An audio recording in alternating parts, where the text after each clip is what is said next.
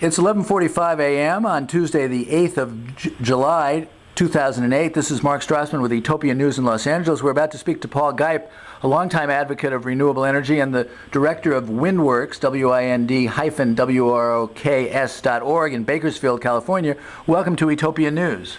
It's good to be with you, Mark. Could you give us your initial we're going to be talking about H.R. 6401, a bill from Representative Jay Inslee of Washington State that would create a national feed-in tariff law. What was your initial reaction when this bill, which is now called the Renewable Energy Jobs and Security Act, was introduced on June 26th? Oh, my reaction was elation because I've been working with Representative Inslee and his staff for the past 6 months to bring this concept to the U.S. Congress and have a bill on this subject introduced. And what's the gist of the bill? What are its main provisions? What will it do?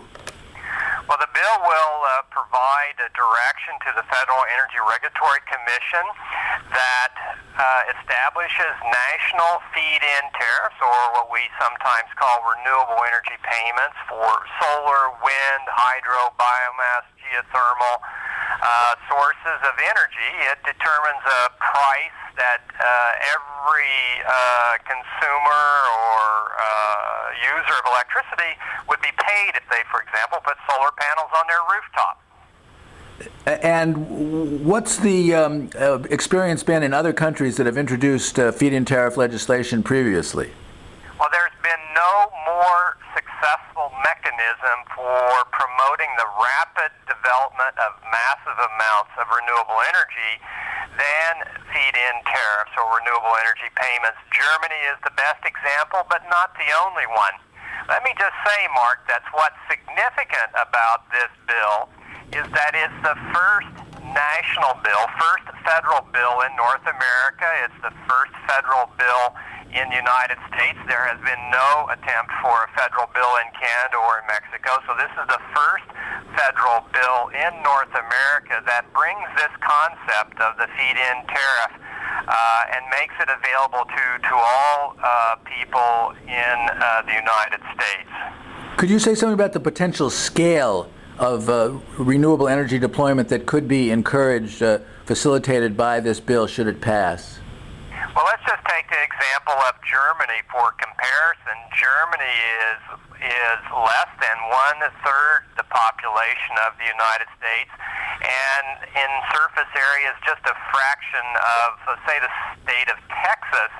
And yet Germany is the world's leader in solar photovoltaic development, the world leader in biomass electricity generation, and of course the world's leader in wind energy development.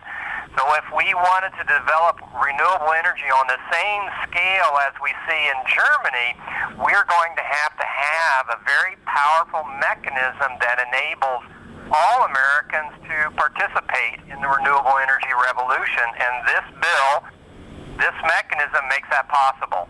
Say a little bit about the prospects of the bill. Well, this is a new idea for Americans. Of course, it has been introduced in Canada in the province of Ontario, but it is a new idea for us here in the United States, and it's certainly a new idea for the U.S. Congress.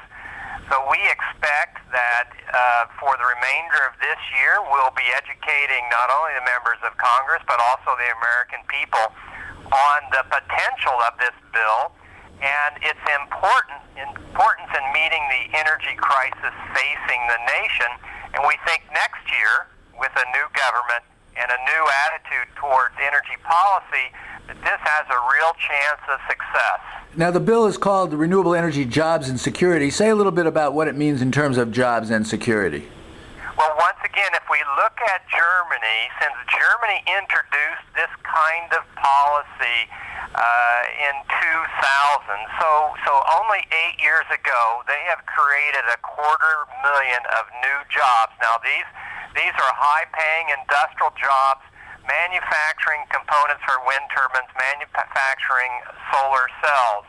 And so we are a much bigger country. We have a much bigger economy than Germany, and if we developed renewable energy on the same scale relative to that in Germany, we can create hundreds of thousands of new jobs in the industrial heartland of North America. What would you say is the best way to get the message of this bill out to the most people in the shortest amount of time? Well, Mark, you've been great at this. You're one of the journalists that have made a special effort at getting this message out. We urge all those who support renewable energy development to talk to their neighbors, to talk to their congressmen, but also talk to their state representatives and their state senators, even their local city council, because everybody will have to take a part in this to make this a reality. Talk to your local environmental group. Talk to your chapter of the Sierra Club. This is an idea that's not very well known here in the United States, but there is a growing movement to make this a reality here. And if it's not successful at the federal level, it will be successful at the state level, as there are a number of state-level movements to make this a reality. Talk about how people can get more information about the work that you're doing. Well, if people are interested in helping develop feed-in tariffs or renewable energy tariffs here in North America, they can visit my website. That's wind-works.org, and just click on the links to electricity feed laws. And there is a lot of information there on what's happening not only here in the United States, but in Canada and elsewhere around the world. And it's broken down by state. So if there's some activity in your particular state, there'll be some information there for how you can take action. There's a lot of information there, and we need everyone to participate. This is a true citizens movement, and will only be through citizen action that this will be a success. Thanks very much for talking to us today on Etopia News. Thank you very much, Mark. Good to talk to you.